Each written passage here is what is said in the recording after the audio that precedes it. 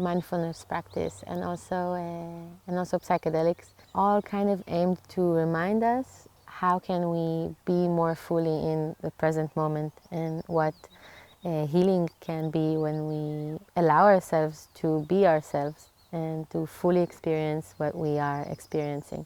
I work with embodied psychotherapy, somatic experiencing. I love singing and dancing very much, and I also hold spaces for improvisation, expressing or kind of releasing through expressing ourselves in voice and movement. I feel really connected to this work and also to the psychedelic experience and the way it could teach us how can we be more of ourselves. Somatic experience is life, and this is my link to life, like my ability to sense myself, being mindful of my breath, as like kind of a reminder of the big ocean that I am coming from, like the vast place where my soul is coming from. I feel like the only truth is through my somatic experience, and this is also what I find as like true in my mindfulness practice, and also in my Hakomi practice, and also in psychedelic practice.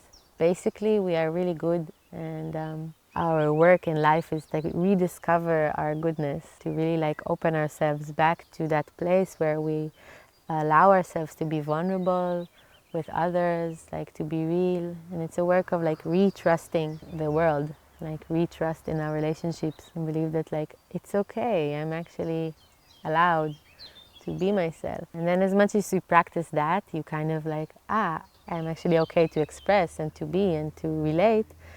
And relearning this in a safe space, either with a therapist or in a group or in just healthy relationships, is a way to gain this way of being us again.